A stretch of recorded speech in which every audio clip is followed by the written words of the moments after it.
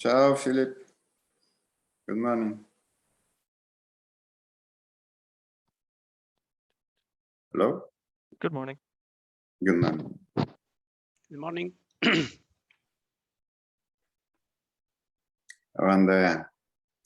And thanks for being the first one sending all the time what it was requested. You were Steve Gonzalez. Well, it's a busy period, but Yeah, but we can even talk, since it's only me and you, in Italian. Oggi, insomma, l'intervento può essere anche 10 minuti sulla presentazione, da 5 a 10. Lo dirò anche agli altri perché così c'è una bella base di discussione. sì. Diciamo che il mio intervento è forse un po' di carattere generale, però anche parlando con gli esperti che lavorano sugli standard, in particolare poi con quello che è il papà dello standard ISO sulla qualità dei dati, la preoccupazione è quella che si vada troppo in verticale e ci si dimentichi dell'insieme, no? Perché il mondo finance ha bisogno della qualità dei dati indipendentemente dall'intelligenza artificiale. Nello stesso tempo, quando si parla di qualità dei dati per l'intelligenza artificiale, bisogna evitare che magari, non so, schemi di conformity assessment o qualunque cosa sia specializzata per l'intelligenza artificiale. Cioè, se si pensa soprattutto agli operatori piccoli, se devono certificarsi 20 volte, insomma, non ci si mettono neanche. Quindi la qualità dei dati dovrebbe essere, tra l'altro questo è in linea con il Rolling Plan for ICT Standardization, che è uno dei 3 documenti che anche con la nuova, come si chiama, con la nuova strategia sugli standard verrà mantenuto e verrà pubblicato, anzi verrà addirittura esteso al di fuori dell'ICT, e visto come orizzontale, no? La qualità del dato è la qualità del dato, insomma, ci sono alcuni parametri che sono effettivamente, poi è chiaro che l'intelligenza artificiale ha delle sue esigenze, diciamo, maggiori degli altri settori o anche specifiche, però bisogna avere un modello, questo era un po' il mio... Ma sì, ma insomma, che volevo dare. Esatto, insomma, alla fine molto si lavora sul data mining e tutte le questioni riguardano, diciamo, la struttura, l'uso e la collezione dei dati, poi che Esatto. l'intelligenza artificiale o con altri sistemi per estrapolare qualunque funzionalità tu voglia ottenere è un discorso, diciamo, più tecnico che altro, ma la base è sempre quella. Se i pezzettini del Lego non sono fatti bene, non si costruisce niente. Esatto. Questo è un po' il mio messaggio, diciamo. Guarda, anche per rispondere a soprattutto all'esigenza di Karen nel rappresentare, insomma, l'organismo inglese su queste questioni, io dirò anche che per tutto quello che è il dibattito che segue le presentazioni, gli esperti partecipano a titolo personale, in modo che insomma, ci sia un po' più di tranquillità nell'aprire la bocca. Certo. Non ti stupire di questo, ma rispondere ad una richiesta. No, ma è normale, perché poi alla fine io, per esempio, ho scritto che partecipo al Rolling Plan, però è chiaro che non è che quello che dico automaticamente vuol dire che rappresenta... Però c'è chi non lo percepisce così, infatti mi sono stupito di una serie infinita di messaggi proprio per dire ma io non posso dire questo se no... Ho detto, ma insomma, con calma, stiamo collezionando idee e considerazioni, non è un tavolo di negoziato. Sì, infatti. Altre dinamiche. Comunque, era solo per prevenirti di questa cosa. Perfetto. Vedo che stiamo aumentando come partecipanti. Forse dovremmo passare all'inglese. Yes, sorry. We moved to English then. Oh, no worries. We started on in Italian, all Italian people, so. Luke is here as technical support backup in case I can't. I already started my early morning prayer this morning that everything goes well with Philip. Yeah. You had your coffee, Luke, before starting? I had a few coffees, but I now have lots of water. I'm equipped with my coffee that is all the time.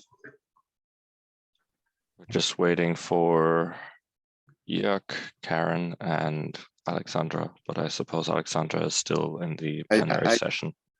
I just spoke with Alexandra, and she will join immediately after the plenary, just to say good morning. But then that's fine. Just one point for me. I have to leave sharp at 10:30 because I have a plenary to chair, so I cannot be late. Okay, then we'll try and luckily start. with virtual things we can move from one place to the other in seconds, but still I have to be in time. Apologies for this. No, that's fine. It's good that we finish at the right time because we do have another panel discussion 15 minutes later, so we can't really afford to pull over much.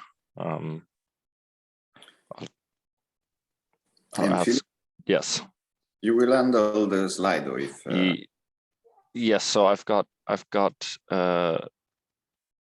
Slido open, and I'll keep an eye on that. And if I see any questions, I can. How do you want me to let you know? Should I send you them in the chat here or?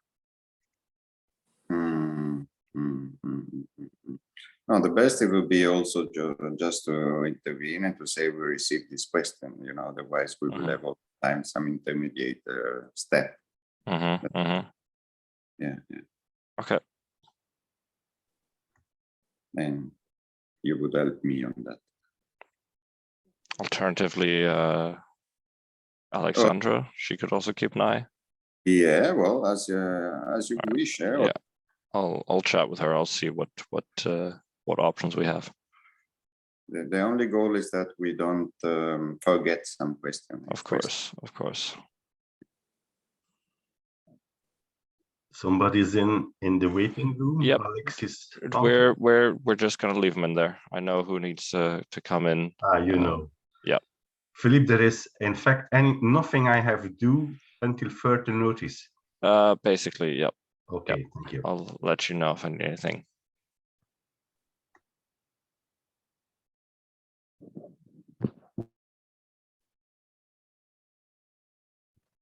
I'll be back in 2 minutes. Sorry. Yeah, that's okay.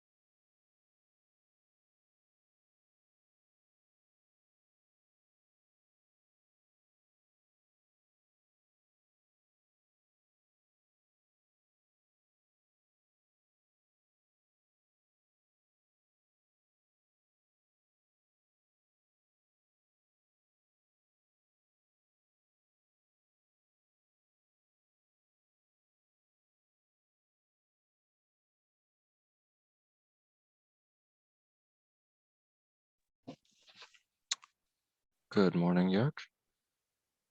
Oh, good morning, Jörg.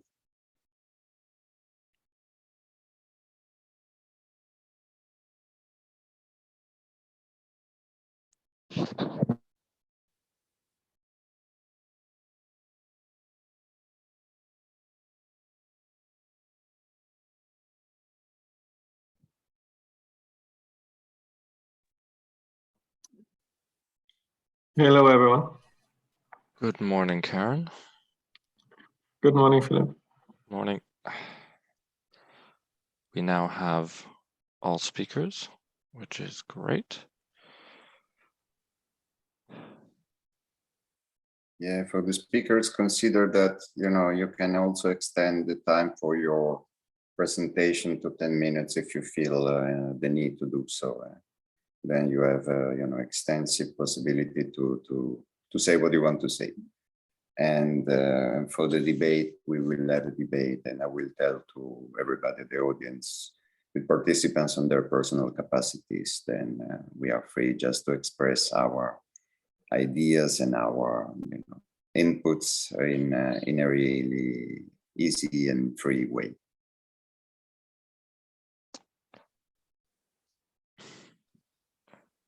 I will be sharing the slides from my end, so that's nothing you need to be concerned about. Please just tell me when you'd like to jump to the next slide.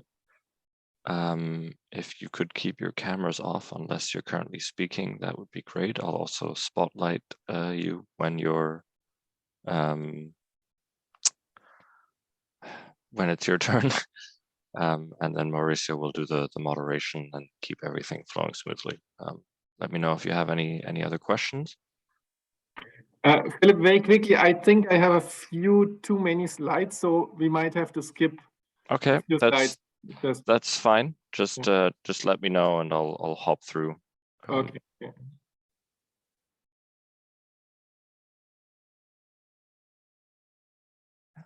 All right.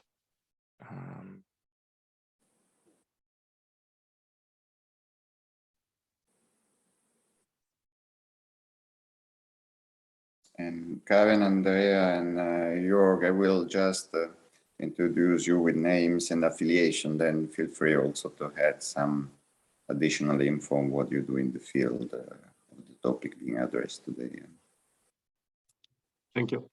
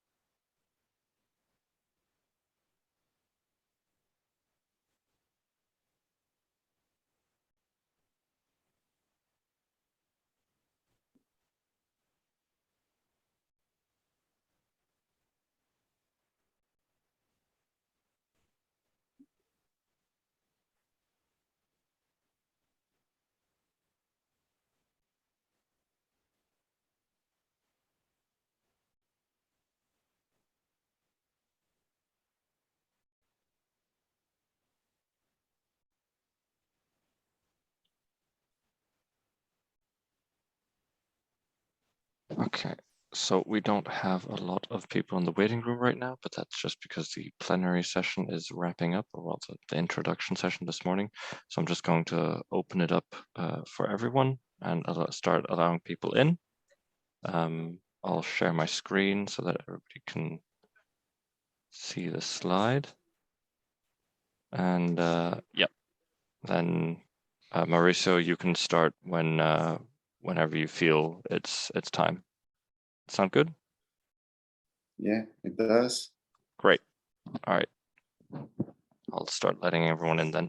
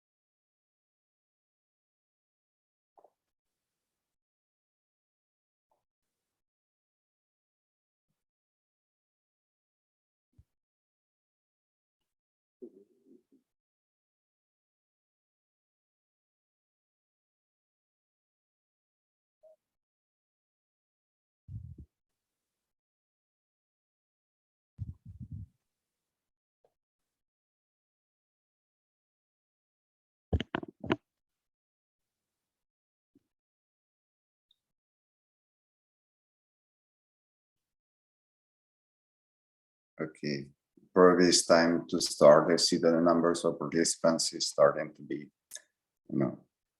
more appropriate to the session.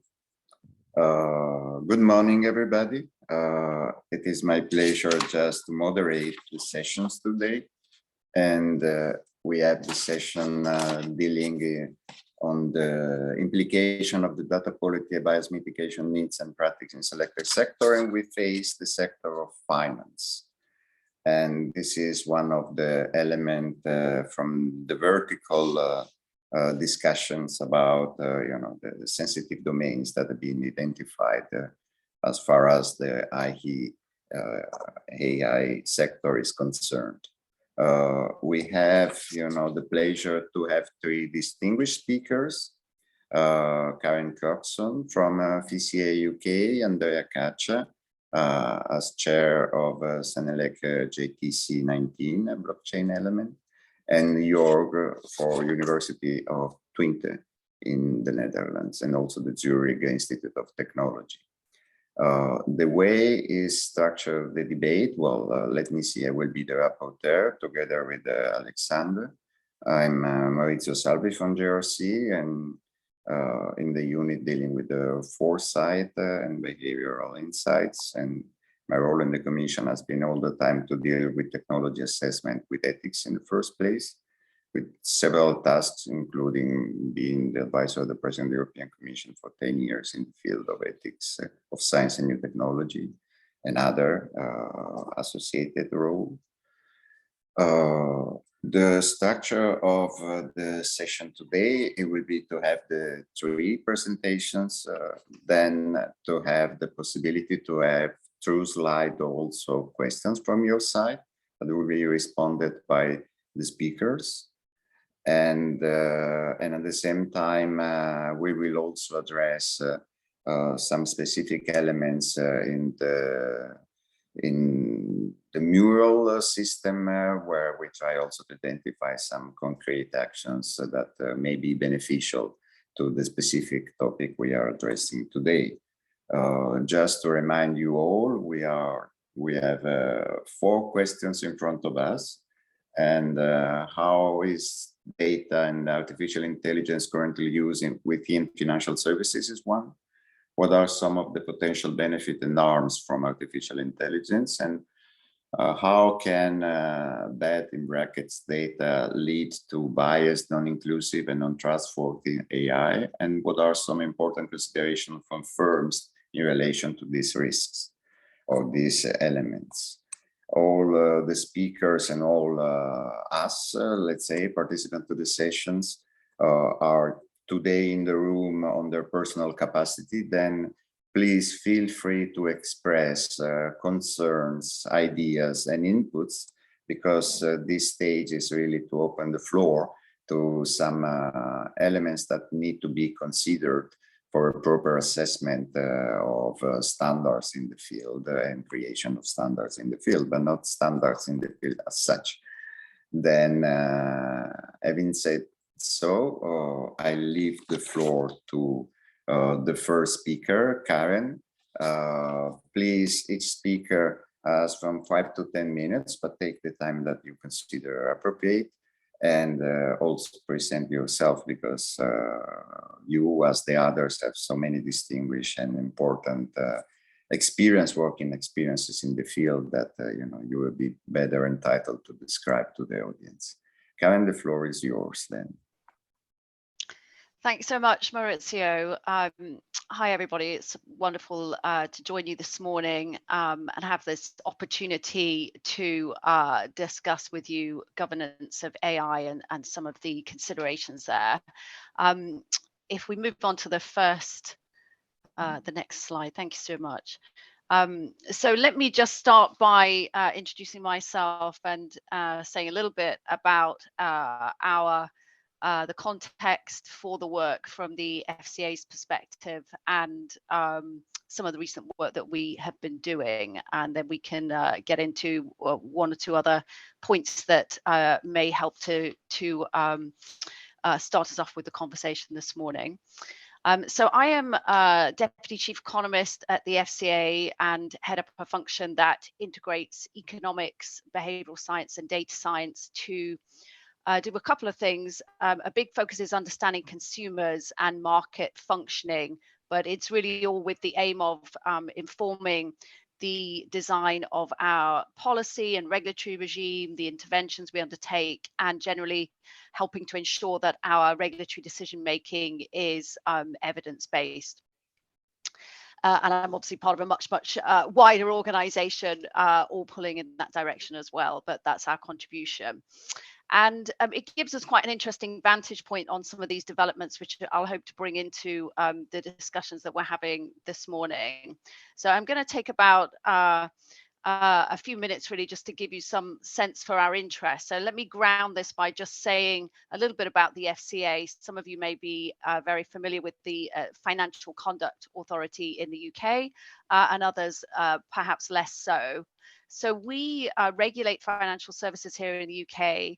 Our regulatory remit covers a wide range of firms. It's around 60,000 firms spanning both the retail or consumer markets and the wholesale markets. What we're aiming to achieve when we regulate these markets is really to ensure that they work well so that consumers get a better deal. But that's a very high level top line focus, and we unpack that into 3 operational objectives. So we're here to protect consumers. We are a competition regulator, so we're always looking to promote effective competition in the consumer interest. And we have an objective to enhance the integrity and resilience of the financial system, and obviously work very closely there with partners, including the Bank of England in the UK, of course. So this is one thing I would stress from our perspective is this is a really wide agenda. And what we're seeing, interestingly, is that there are important and growing touch points between this agenda and the rise of algorithms generally, artificial intelligence, and some of those technologies as well. And all of that going hand in hand with the growing use of big and disparate data sets. In 2019, we ran a survey on machine learning in UK financial services jointly with the Bank of England. It wasn't a massive survey, and the findings shouldn't be taken as necessarily fully representative, but it did give us back then the sense that machine learning applications were on the rise. We were seeing interesting use cases that spanned a range of business areas, you know, right across the value chain in financial services, from front office to back office. There were many consumer-facing applications of these technologies that was particularly prominent. And in many cases, firms were telling us that the applications had passed the initial development phase. Recently, we have been building on this and doing more work on AI and big data. Some of this is also in collaboration with others. And I just wanted to mention a couple of things there. We are part of the Digital Regulation Cooperation Forum, known as the DRCF in the UK context. And the DRCF, our aim there is to support good cooperation and coordination among the members on digital regulatory matters, with a view to really getting to a coherent, informed and responsive regulation of the UK digital economy. As part of the DRCF, we published recently 2 reports that take a cross-sectoral view. So this isn't specific to financial services, albeit, you know, many relevant touch points. One report was looking at the potential benefits and harms from algorithms, and a second report published around the same time, that is back in April, discussed the algorithmic auditing market and the potential future outlook there, including starting to consider the potential role of regulators. And we'll be building more on both strands on this strand of work, and I'll say a little bit more about that in the next steps. But let me just also say, to highlight another collaboration, that we work closely with the Bank of England on this topic. From 2020 to 2021, together with the Bank of England, we hosted something we called the AI Public-Private Forum, or AI PPF. This brought together AI experts from a number of UK private and public sector organisations, together with academic experts, and we hosted a number of structured discussions there relevant to this topic. And we published recently a summary of the key issues discussed by the members in a final report. So that was back in February. And you hopefully can see links to this quite easily online, but also very happy to share if anyone is interested to take a look. So I'll say a little bit more about these collaborations and our next steps. But really, our interest in all of this from the FCA's perspective comes from our core mandate, our operational objectives, and that sense that there are considerations here for consumer protection, competition, and the integrity and resilience of the financial system. Perhaps we could move to the next slide. Thank you.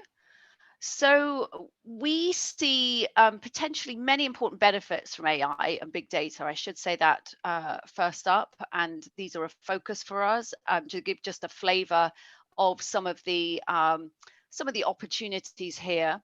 The better targeting of and tailoring of products and services, of recommendations around that, generally speaking, sort of helping consumers match to a really good deal in the marketplace is a big opportunity. Reduce search costs as a corollary of that. And really, when we think about AI, it's not the only it's not the only implication, but a lot of what we're looking at here is a rise in predictive power.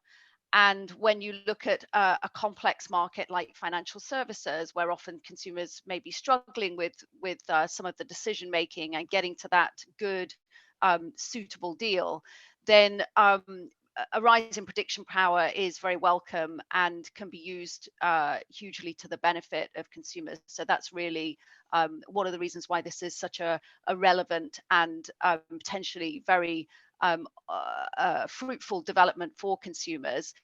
And there are also opportunities to expand the range of data inputs.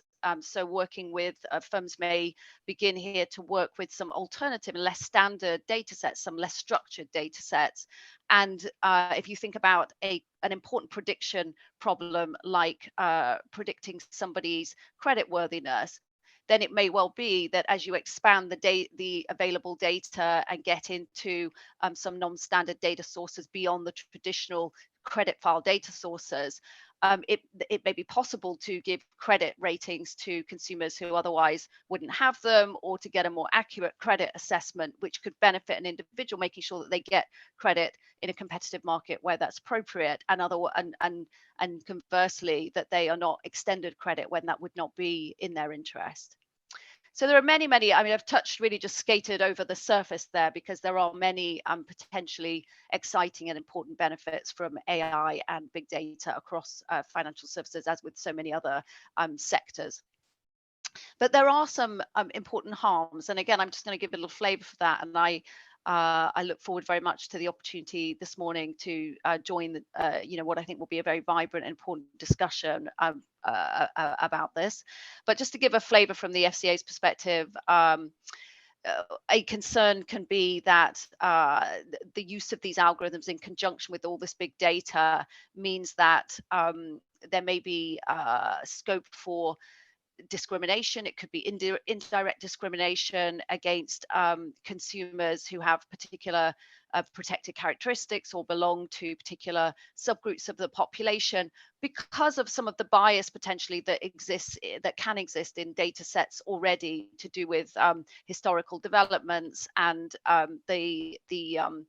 the accumulation of bias over time that may reflect all kinds of bias in society at large.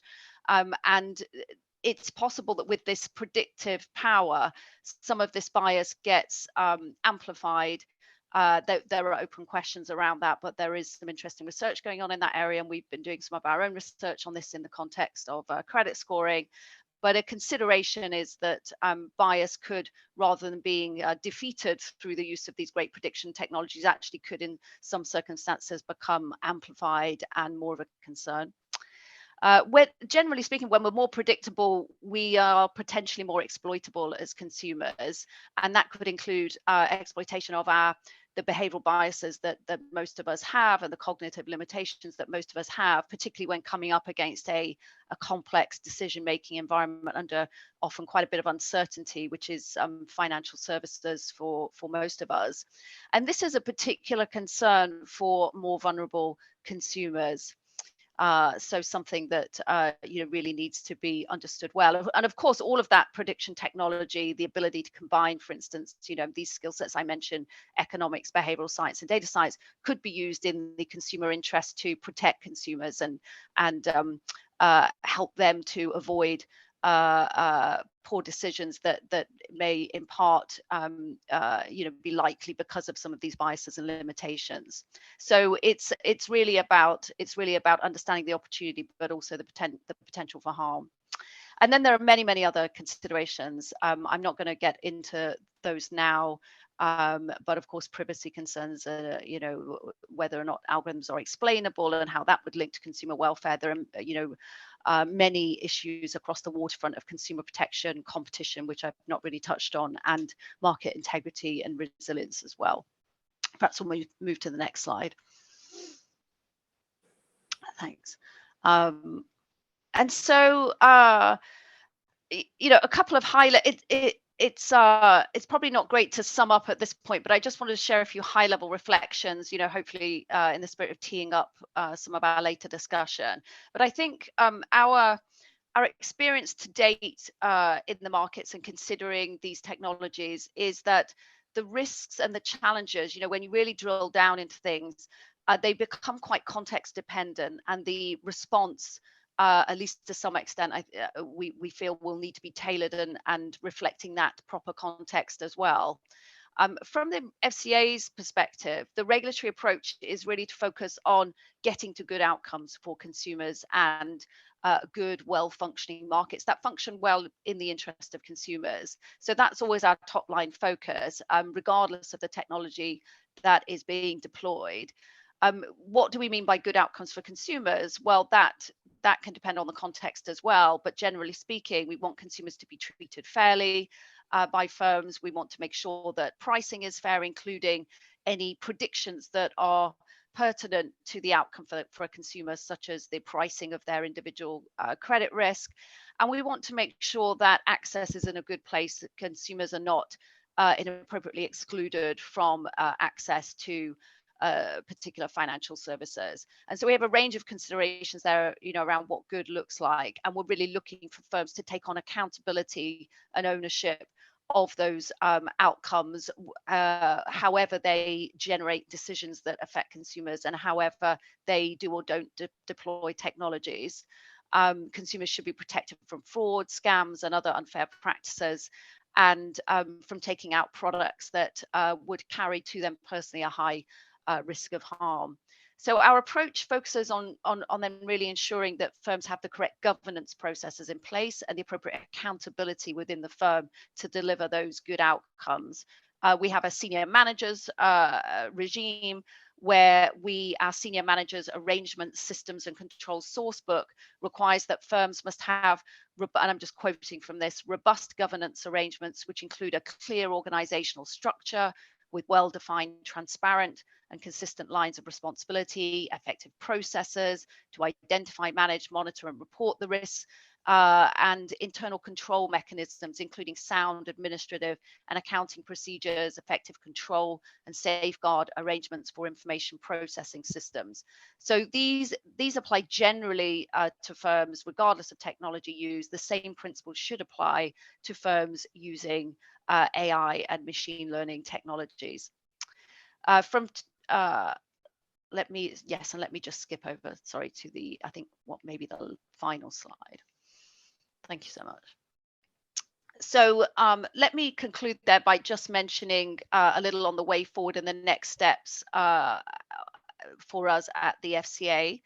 We, building off the AI public-private forum that I mentioned, we are continuing our collaboration with the Bank of England. We'll shortly be publishing a discussion paper jointly with the Bank of England, and this will lay out some of the issues in focus here and invite feedback in the context of AI in financial services.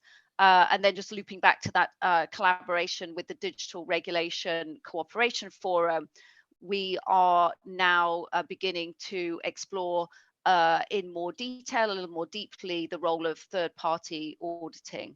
And those are two of the strands of our work.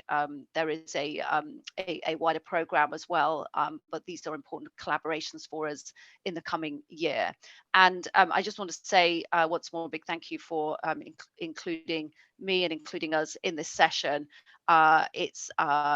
it's a very important time, I think, for us to be sharing all of our knowledge and perspective on these issues and learning from the many others with expertise around these issues as we get into this year's program of work, and really look forward to that conversation. So thank you. Thanks a lot, Karen, for the really rich and intense description.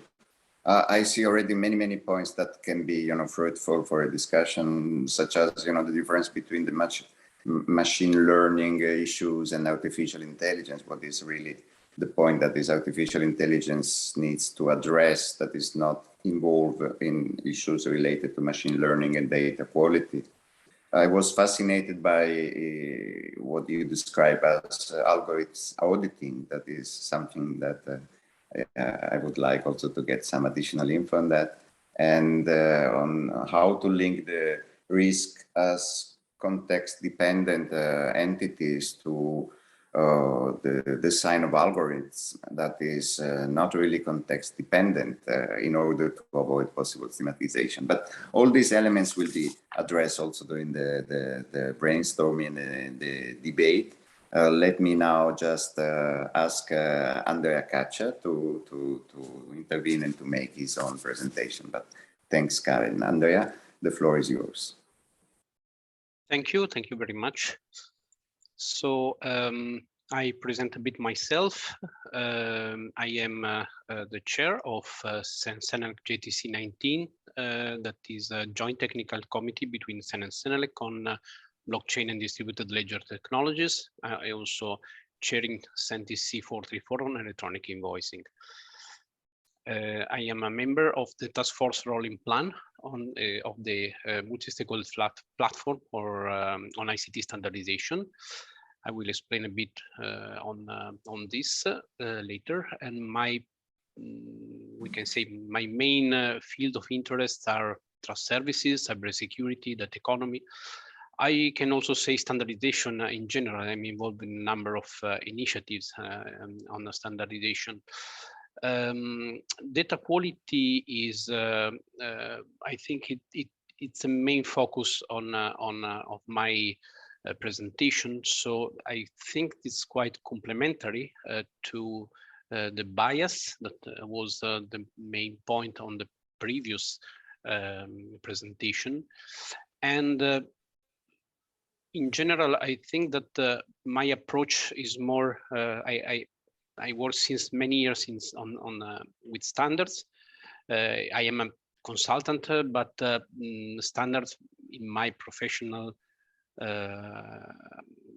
life has been important since the beginning because of compliance. So I know a number of issues that are behind standardization, and standardization is really needed, in my opinion, in this field, because the risk is, for example, in data quality, but also in bias, is that we have a qualitative approach on these topics, and we need to make an effort to be more quantitative instead of qualitative, because otherwise it's difficult to have something that can be realized concretely.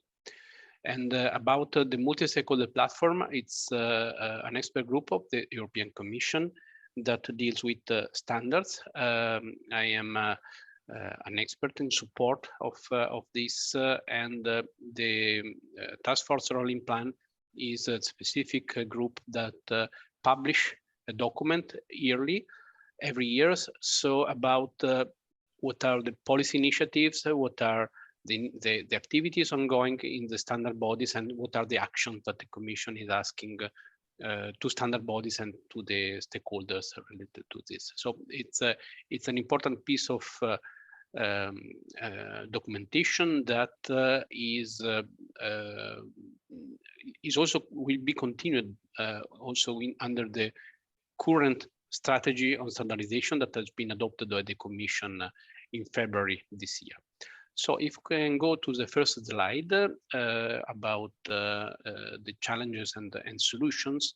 So of course, well, I am directly interested in data quality for blockchain in general, but you know that this technology has been used, is born with cryptocurrencies, so with a sort of with fintech, and so with something that is closely related to finance.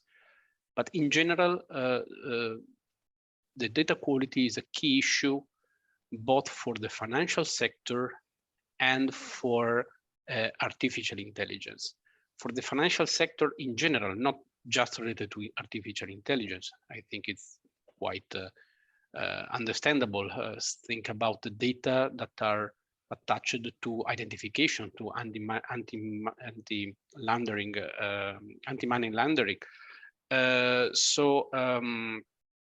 This is something that is really key for the financial sector to have data that can be trusted. So data quality is itself an important topic. On the other hand, artificial intelligence put another challenge, because when you have an algorithm, even if the name is intelligence, intelligence is not really in the human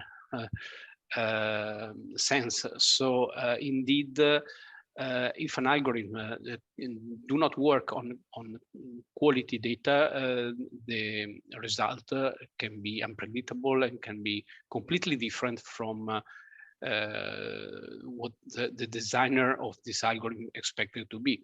Artificial intelligence can even be used to improve the quality, because there are a number of techniques that can help to reduce and to face the issue of quality. But in general, this, as I said in the introduction, without a model, without specific standards that can address directly the quantitative aspects on quality, the risk is that we end having different models for each sector, for each application, and in the end, this can introduce unnecessary compliance costs, because in the end, for example, the proposed regulation on artificial intelligence asks specifically for data quality.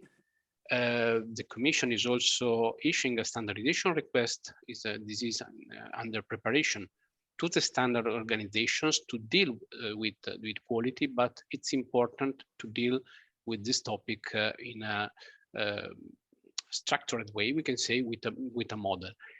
Indeed, we know that SC42, that is the international group working on artificial intelligence, has already adopted the two main standards that are relevant for this, that are the model, the data quality model, that is the ISO ISC 25012, and for the measurement of quality, that is 25024. The same is going to be adopted by JTC 21, that is the group specifically writing standards for artificial intelligence. But I think that for every sector, and finance even more, is important to have a model that can be used independent from artificial intelligence on one hand, but also when you have specific extensions for the artificial intelligence context, those are seen as an extension of a general model. So this is what I think it's a challenge. You see here we have some friction, we can say, because every field of application or every sector tend to see their own issues as, of course, a top priority. So there could be some friction between the different needs, but we have to leverage on synergies on the sector and try to have models that can be used. Of course, the model can benefit from the work we do with specific sectors and improve and so have models that are more and more applicable to in general. So if we can go to the last slide.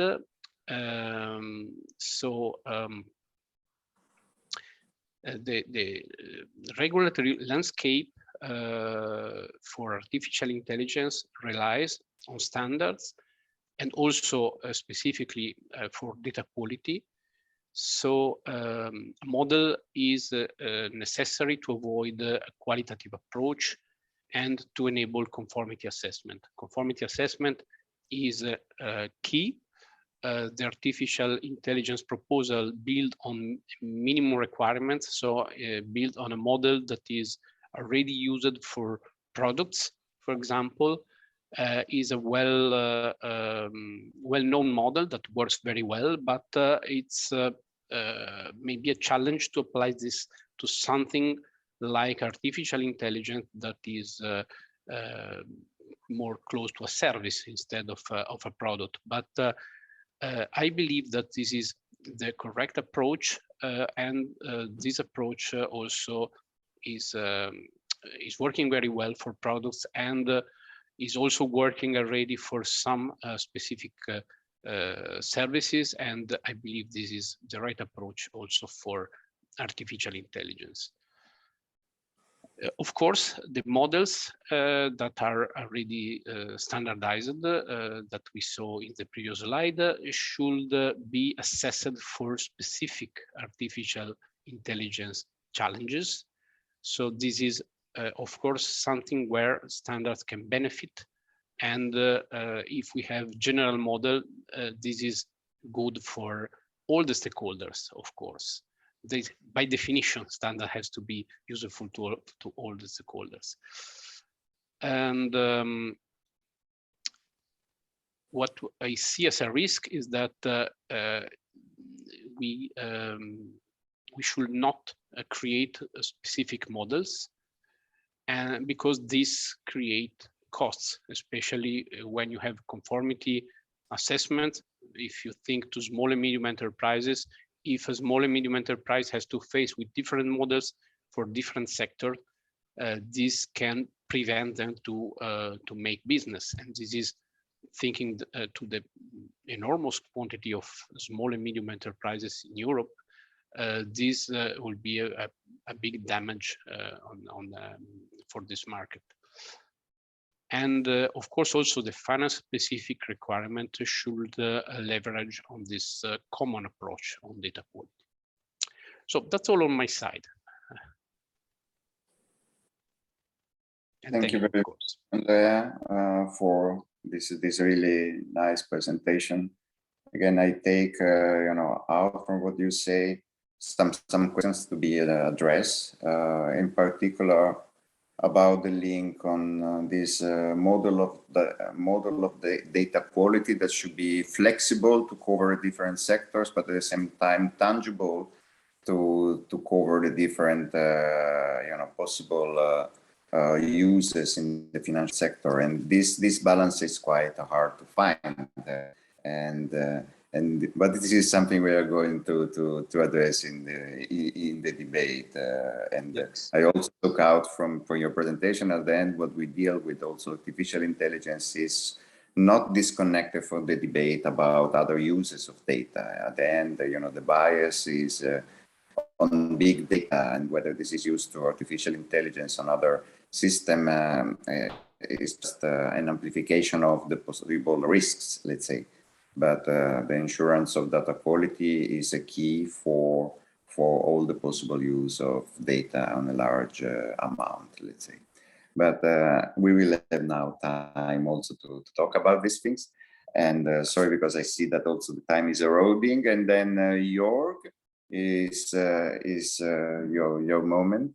And I thank you already for your presentation. The floor is yours, Jörg, please. Yes, thank you very much. And also thank you very much to all the organizers for inviting me and for having me here. If we go to the next slide.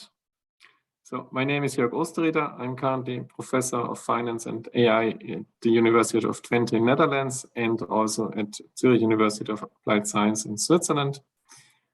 I'm running a large European Union cost, cooperation in science and technology action on fintech and AI in finance. And previously I worked at the finance industry at various companies in London and Switzerland. If we go to the next slide. So I give you a very short overview of our cost action. And the reason for that is the subtitle is towards a transparent financial industry, which fits very well into the topics we discussed today. We have 37 cost member countries on board. As of yesterday, 201 members and 5 international partner countries. So this is a very large European research network running for another 3 years, mostly dealing with AI in finance, but all 3 working groups look into transparency of the financial industry. And transparency is here defined as mostly 2 things. One is data transparency. So we need to have the data. We're talking about data standardization, but we also need to have the data in the first place. And then, of course, transparency of the models and the underlying AI techniques. If we go to the next slide. So I have a random selection of some research topics we are currently, together with my team, working on. One was another Horizon project on fintech and risk management, and fintech and AI in finance. Then also deep learning neural networks for finance. If you go to the next slide. Credit risk models as a typical application in the finance industry. Peer-to-peer lending as an upcoming topic and for the fintech industry. Here, mostly looking at network-based credit risk models. And then reinforcement learning as one sub part of artificial intelligence. Also trying to find optimal solutions to many of the quantitative finance problems. I'm showing you that the sub-selection here because the first part of all of them is the data. And if the data doesn't work, is not available, all those models will just fail, basically. Applying them, once you have the data, is much easier. If we go to the next slide. So everyone is talking about artificial intelligence. And I'm getting many phone calls and requests and questions for interviews on, do you think artificial intelligence is important? What are the benefits? And my first answer is always, well, can we define artificial intelligence? And usually then the answer is not clear what it is. We're not so sure. So let's go back to 1956 to the Dartmouth conference. So at that time, John McCarthy, a young assistant professor, he wrote an application to get funding for his workshop. And he promised that the study is to proceed on the basis of the conjecture that every aspect of learning or any other feature of intelligence can in principle be so precisely described that a machine can be made to simulate it. So he was promising a lot. And of course, he got funding for his workshop, and many of the people here on that slide, they went on to become some of the most important figures in artificial intelligence over the next 20 years. So let's go fast forward to 2018 on the next slide. This is the definition of the European Commission of AI. AI refers to systems that display intelligent behavior by analyzing their environment and taking actions with some degree of autonomy to achieve specific goals. So this is a huge difference from 1956. Why? 1956, we promised everything will be solved. Here we now say specific goals with some degree of autonomy will be solved. So 2 restrictions on that. And this is where we stand today. If we go to the next slide. Let's define AI. And I think my definition would be 3 components: the data, the mathematics, and the computing power. So we have to, the slide has a few pop-ups, so we can just show all of them immediately. Yeah, thank you. So data, it's clear. We have lots of data, billions of WhatsApp messages, Facebook, Twitter, the mathematics is this intelligence beneath. So it falls under the category of machine learning, neural networks, and lots of numerical optimizations. And then the reason why we are here today and talk about AI is also computing power. Today, we have 10 to the 21 floating point operations per second globally available. If we look at the cost of 1 gigaflop, in 1945, it was $1,800 trillion. In 2020, we are at 4 cents. Now go back to 1956. Whatever they were promising, they did not have computers. So which part of that is now the artificial intelligence? And I think we can zoom into, I'm a mathematician by training, so we can zoom into the mathematics part on the next slide. Well, artificial intelligence is also the universe. Again, this slide has some pop-ups, so we can, yeah, very good. Thank you. So what are the underlying mathematics? And here, I'm sure we're all familiar with that. It has, on the picture on the right, it has 2 components. The xi's are the input data. The w's are the weights we want to optimize. And then the first step is a weighted average, sum of w, xi, weighted average. And then we apply a so-called activation function on that to get some nonlinearity. But in principle, artificial intelligence neural networks are just weighted averages together with an activation function. So we should keep that in mind whenever we talk about artificial intelligence will take over the world, will rule the world, it will change everything. If we speak from a mathematical point of view, this is nothing else than just a mathematical function, a function which maps r to the n into r to the m. It's a complicated one, agree. And we usually have so many parameters and cells as part of this network that it's very hard to fully understand what's going on, but this is the basic building block. And if you go back, if you go to the next slide, this is where we stand today. So we have this huge amount of neural networks. Now, is this 1956 or is this 2018? 1956, AI would solve everything. We just need one of those networks and everything is fine. So 2018, we realized that given the data set we have and given the application we are looking at, we need to change our architecture, our neural network. And this is why we still have a lot of work to do. For every data set, we need a different model. And for every application we have in mind, we also need a different model. And that's why the 2018 definition makes much more sense. If we go to the next slide. Yeah, we can skip a few slides now. And we can skip the slide as well, next few slides. Yeah, I quickly show you this one here because this is one other aspect of dealing with the data. So yes, we do have a lot of data on one hand. On the other hand, I actually think we don't have enough data. And there are many techniques and approaches on how to generate artificial data. Of course, classical statistical theory already has some tools in place like bootstrapping.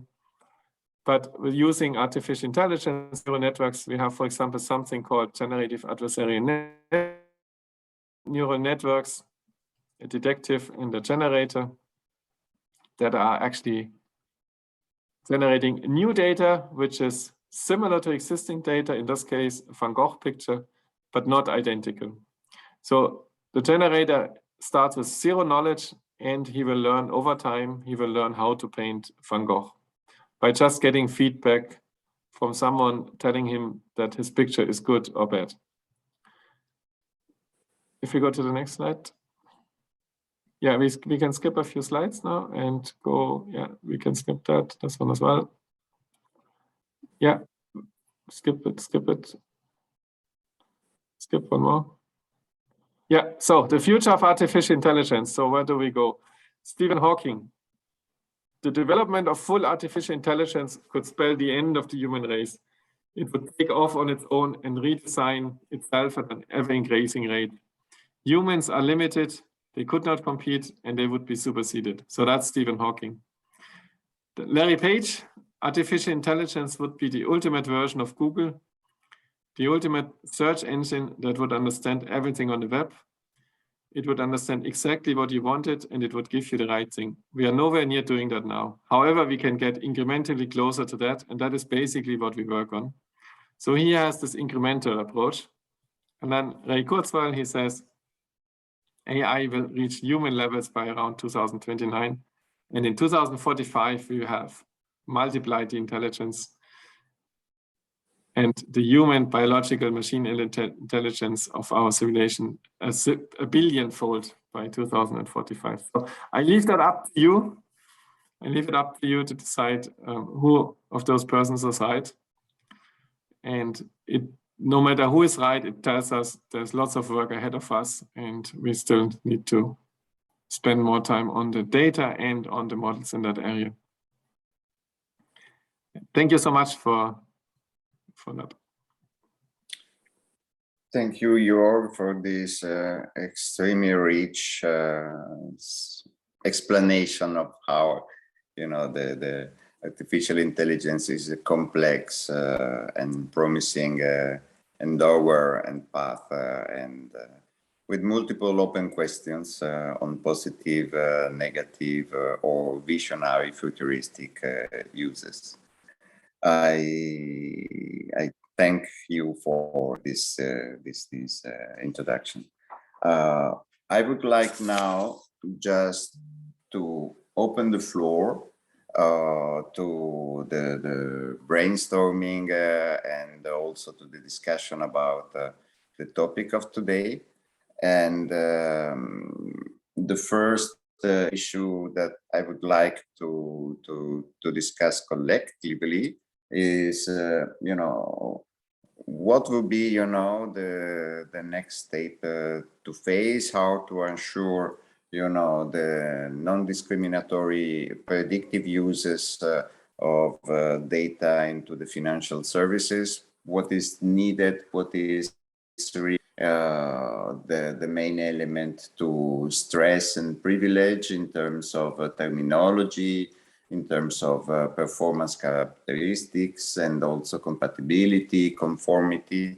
Just try to have some reactions of what needed today and for the next steps, but in a completely free way by you. And then I would invite also Karen, Andrea, and you also, Jörg, just to face some of these elements. Then the question is, what is the next step to consider in the financial sector for the proper use of big data and artificial intelligence, with the aim to promote fairness and not some discriminatory output for consumers, as Karen also said.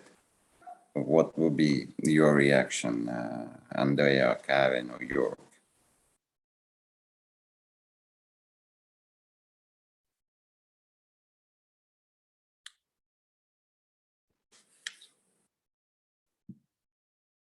Hello? Well, if I may start, very yes. close statement, very, very simple statement. Well, as I said, I think that data quality is a key aspect. This is already addressed in JTC 21. They established an ad hoc group or a specific group on this.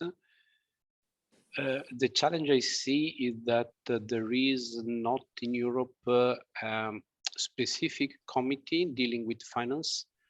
So the important point is to bring expertise on the finance sector in the committee working on this, because in the end, to make applicable this, in general, the framework will be the regulation on artificial intelligence. Regulation relies on standards, so without standards, we will have a problem. So to me, it's important to make clear to stakeholders that standardization is key for applying correctly artificial intelligence to each sector and specifically to finance. Maybe there is a specific issue on finance because all the members, all the national organizations are typically organized to work with ISO, but not directly with European, anti-European level. So this may be can be a potential issue. And do you think that in terms of terminology and performance characteristics and even compatibility and interface of data, you know, the current situation would respond to the needs of the financial sector, or do you see something that is really relevant in this specific field? Well, this is exactly why it's important that experts that deal with standardization in the financial sector in general, so TC 68 in ISO, so there is the place where terminology is defined for the financial sector. We are not sure at all that this is aligned with what we need for artificial intelligence. So that's why it's important that a quite horizontal committee like JTC 21 take on board all the different experts, all the different stakeholders to ensure that there is no mismatch on this. Yeah, and in your presentation, you were also stressing the fact that, you know, in terms of algorithm auditing and, you know, data usages, there were some risk of possible bias and also discrimination. Have you found, you know, some specific elements to address in terms of, you know, definition of artificial intelligence and data to use in the financial sector as different compared to other use of the data in, I don't know, health or other things?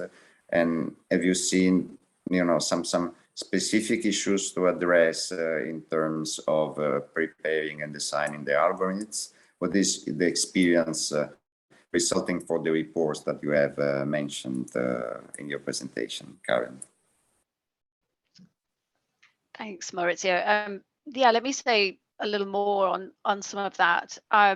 So I think generally speaking, we think that data quality is really important to getting to these good outcomes that I described. So in our context, it's good outcomes for consumers in financial services and a good sort of healthy functioning of the market.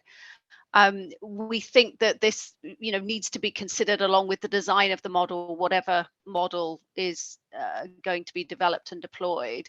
And it's possible, although I do feel, you know, this is a personal view, I do feel that there are open questions around, you know, exactly how to think about this.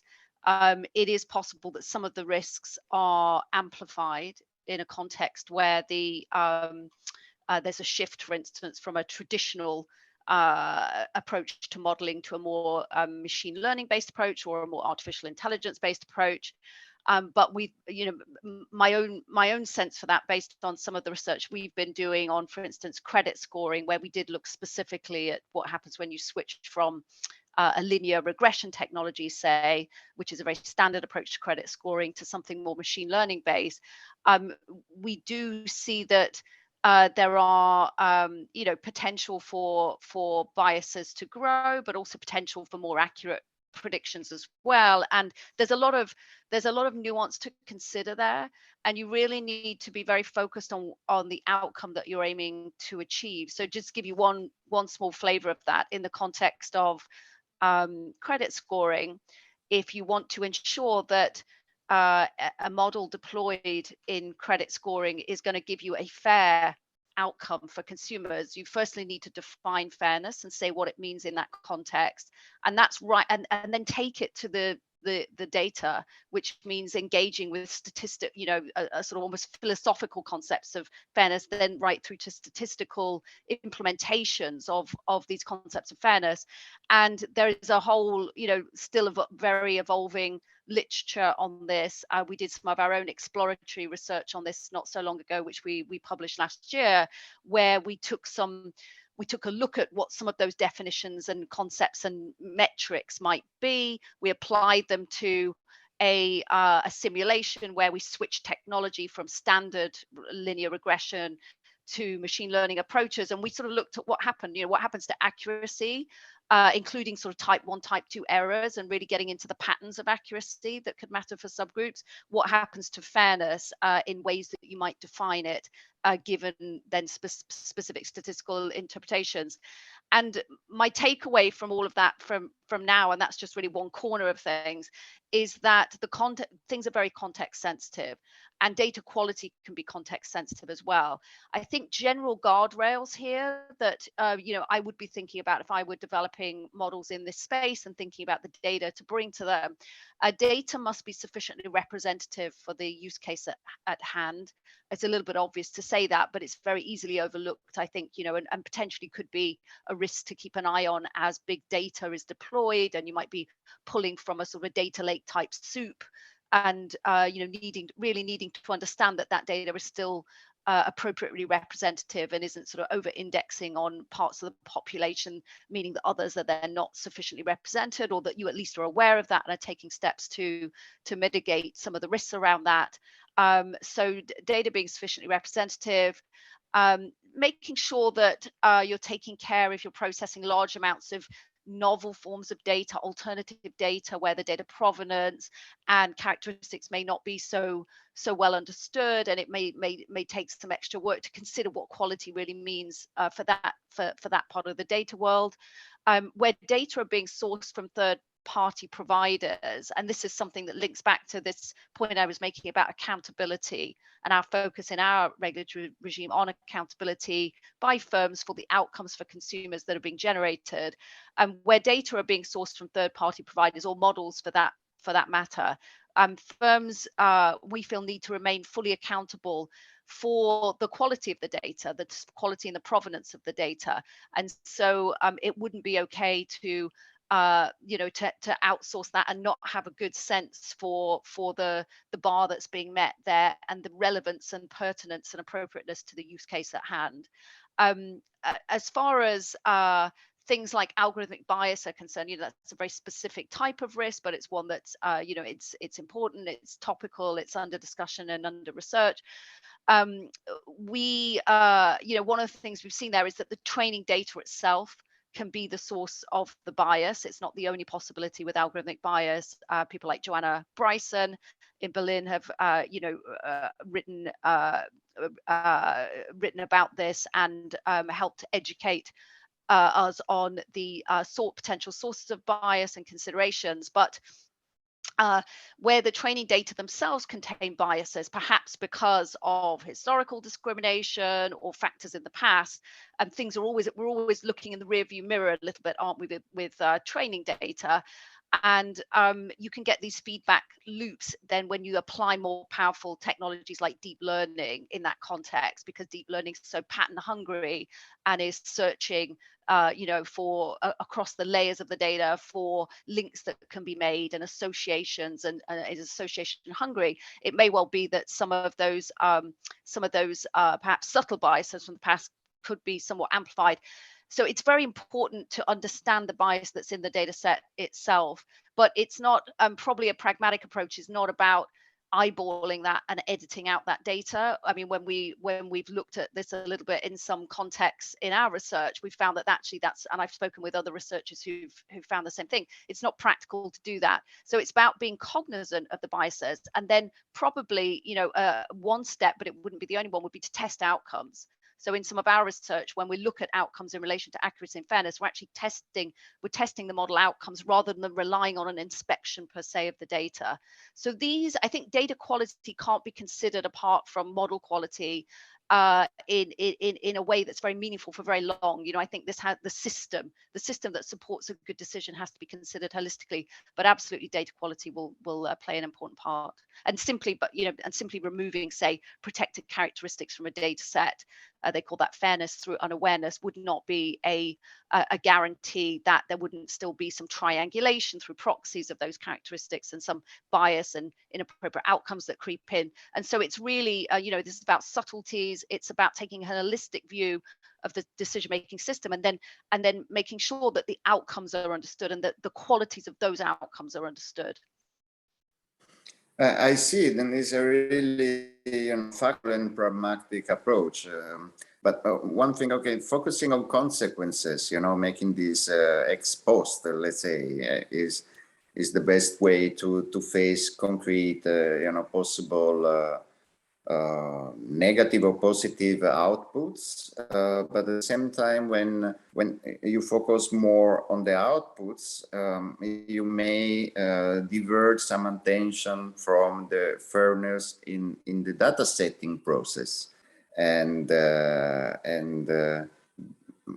we think that then it is better to focus, you know, on the possible consequences, or focus more on anticipatory mechanism in terminology, definition of fairness, and all these things at the moment of the data collection, or just precedent in the design of the algorithm? What do you think is, you know, the best way to go?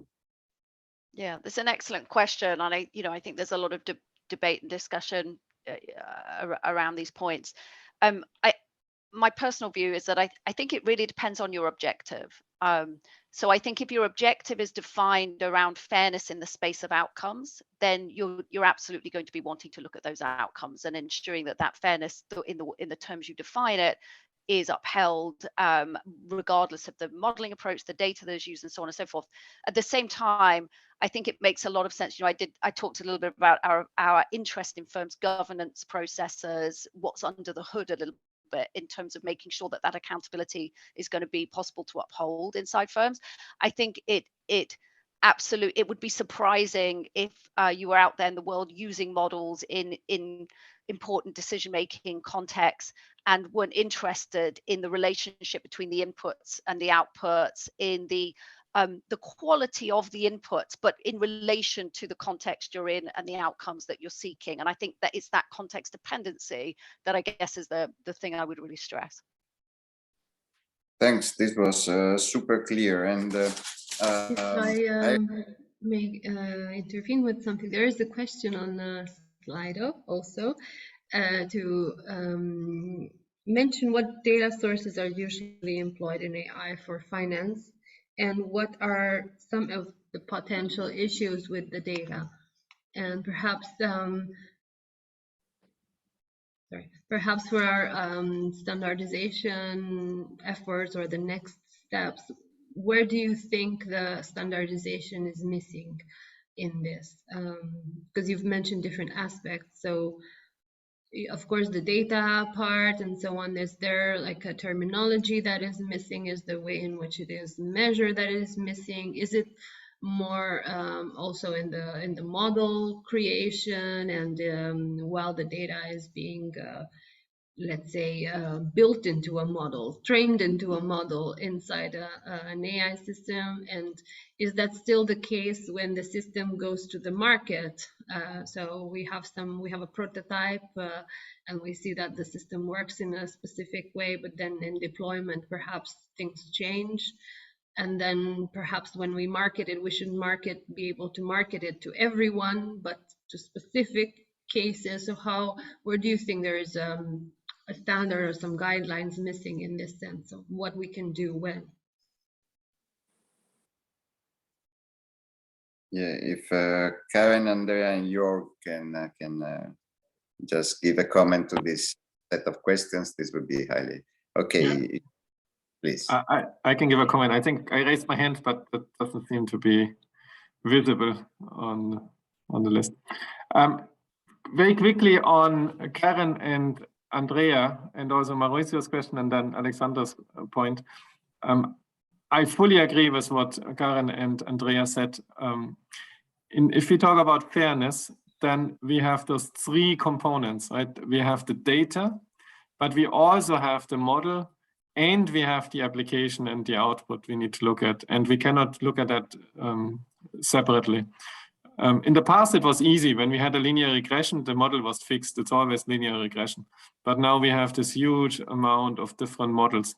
And depending on the data set, we have to, in the application, we also have to adjust our model every time. And the problem is, if the data has highest standard, right? If you talk about standard quality, the data is perfect. But still, the data can have biases even if the quality is high. So there will still be a lot of biases in the data. Now, biases in the model is a bit more complicated because they usually should be fair by itself, but depending on the outcome and the data, that of course changes. And then to Alexandra's point, sorry, can you quickly repeat the question? Sorry. So the question is, what data sources are usually employed in AI for finance, and what are potential issues with this data? Yeah, so, well, we have the publicly available data, of course, right, which we get from those data providers, Bloomberg, Refinitiv. And then we have data which the banks and the companies have themselves, right, about customers, about credit risk, about credit data, and so on. And then now we have also this additional data like social media, Twitter, Facebook, Amazon, all those kind of things. There's a lot of data, and yes, there are many issues. And what are the main issues? Data by itself was already biased, and decisions in the past have been biased. If you want a loan, in the past, if you were male, you were more likely to get a loan just because you had a higher income or for many reasons. Now, if you train your model on historical data, the first output will be a biased output. So you have to spend a lot of time in of active research ongoing at the moment, I think, but Karen and Andrea can correct me. I think this is still a very unsolved question and the problem. We still don't know exactly how to make all those models fair and unbiased. I mean, there are attempts on that, but no definite answer yet. So you think there also should be some kind of guidance on what methods, on, let's say, golden tools to be used and best practice to be used in order to follow specific steps, to make sure that all these systems follow specific steps to test the bias, the original bias in data, then the bias in the produced model, then steps to mitigate that, or potential methods to mitigate it, and how to test if it was actually mitigated or not. What do you think? Yes, I'm personally very convinced that it's not enough to have just look at the data. You also need to make sure that the model, and with model I mean also first, how do you train the model? What settings do you have? And then how do you deploy it? And to your point, like when you deploy it, what changes? Well, the data changes, and that immediately means you also have to check your model. That's just by definition, more or less. And then, yes, you can also look at the output, and there are ways of looking at the output and checking whether the output is unbiased on your test data. You can run some simulations for your model. Very simple simulation. If you want to remove or look at gender balance or the impact, just change male and female in your data and rerun the model and look at the outcome. It's just a very simple test. Things like that are needed. And Andrea, if you could also, provide your response, because you focus a lot on also the need of quantitative elements, yes, and not on qualitative. And as we say that there is a clear friction between the need to have model, to have a quantitative approach. If you have products on the market, you need a way to test those products. On the other hand, we are discussing about many qualitative aspects. When you think to be bias is somehow by definition qualitative. Is difficult to have a measure of bias. So this, I think, will be the challenge, and I think also the value of the standardization work, because bringing on the tables different stakeholders, different experiences, it's where the balance should be found. It's necessary to have it. Otherwise, we will never have products. So it will be a challenge. It will be a process that is somehow correcting itself, and the trial and error process probably. We have experience on some. We have some basis on data quality, especially on the we can say the correctness, for example, is possible to measure this. It's possible to avoid the basic mistakes, so to avoid that some data is just misinterpreted because of a problem with the format, problem with the interpretation of the real bits and bytes. But in the end, this is the easy part. Then, of course, there is the most challenging part that will be to find the ways to standardize what is very, very qualitative, but we need it for sure. And it is the challenge we have. This is also, the legislation is clear on this. There are different risks depending on the field, and especially for high risk application, we have to be careful until we have some good basis for progress. But you would also consider the output as the indicator to assess, or do you think that this has to be anticipated more in the modeling?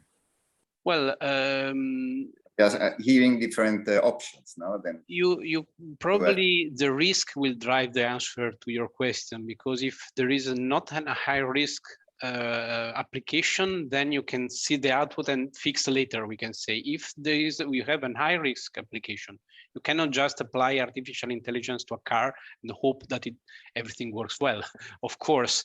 But in other fields, of course, you can allow some kind of error, and so the low risk application, in my opinion, will drive to have a more sound model for high risk applications.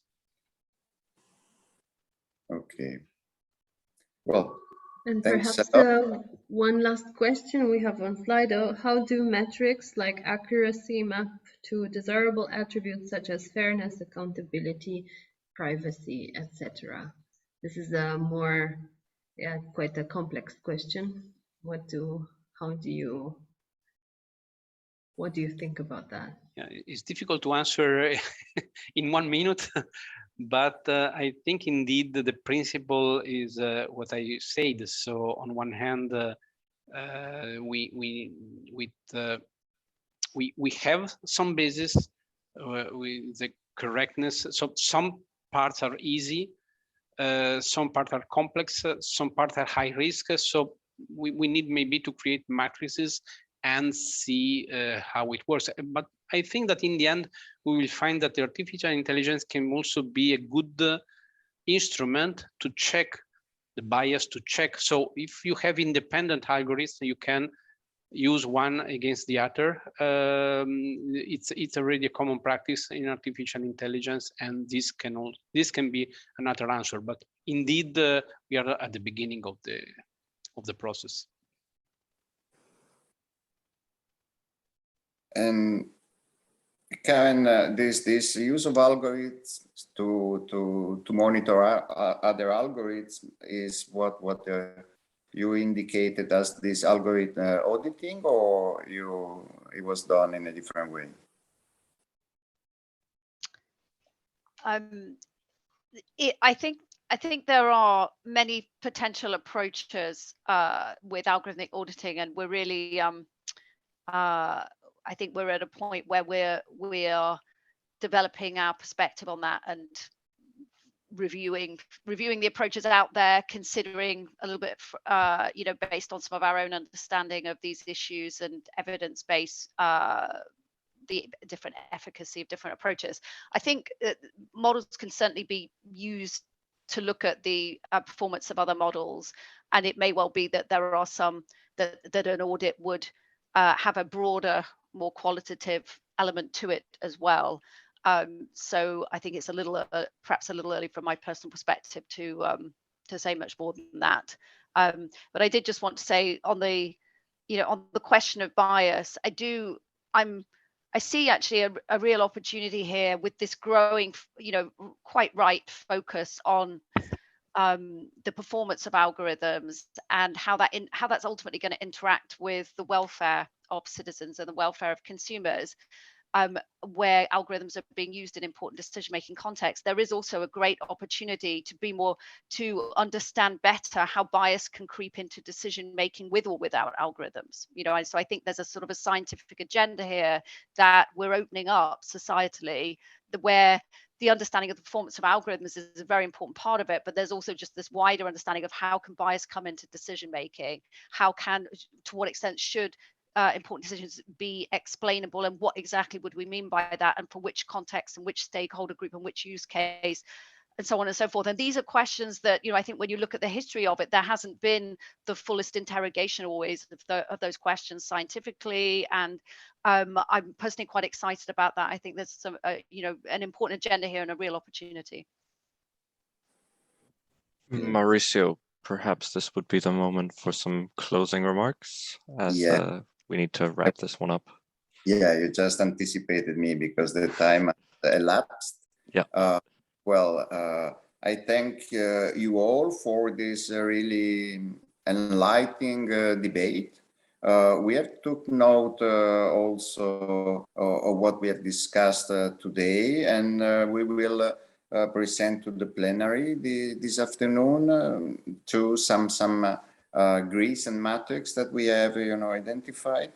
I was really fascinated by the debate, and I thank you all also for the transparency that you have shown in putting the different elements of your work and also your consideration on the table. But the agenda is the agenda, the time is the time, and now we have to use our break and then coming back for the other sessions. Thanks a lot to all those who attended as participants, and in particular to the speakers, and also to Philippe and to Alexander for all the help given. Thanks a lot. Thank you very much. Thanks, Maurizio. Thanks, everyone. Thank you, everyone. Thank you. Bye-bye. Thank you so much.